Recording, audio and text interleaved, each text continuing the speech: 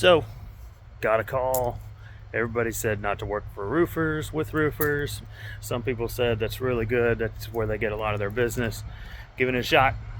I've got guy said he was going to do a big building. He needed a bunch of dumpsters and constant swaps. So I told him about my weight limits, and he said he understood, did his calculations, and so we're doing this big old thing.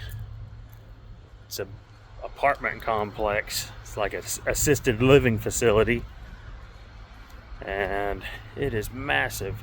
I've had my 25-yard dumpster on site for about 3 weeks now on a 3-month project. They're renovating all the inside, and then last week a guy called me and said they were going to do the roof, and he said how big it was going to take them a couple months. And so I was like, well, is it over here? Because I've got one over there. And he said, yep, that's where it's at. And guy didn't know people weren't communicating because they're two totally different crews on two different jobs.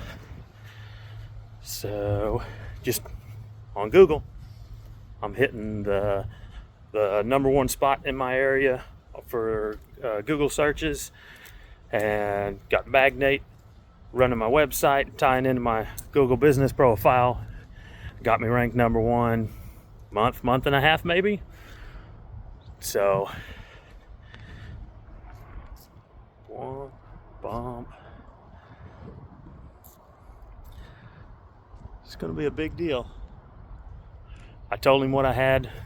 Told him I wasn't running a semi, so I couldn't offer him 20 or 30 yard dumpsters for shingles.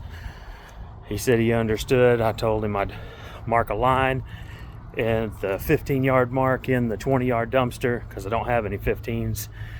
And he said that'd be perfectly fine. I've talked to the foreman, the guy that's going to be boots on the ground, and he said he understood. I told him that if they fill it to the top, I'm not picking it. They're going to have to,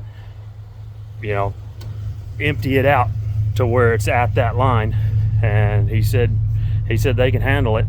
So they've got a couple telehandlers to be lifting stuff up and throw it all in there. So we'll see. I couldn't pass up on it, no matter what people said, this and that with roofers. I just have to trust them. And he said it'll be like 20 or 30 yard dumpster project. So here we go.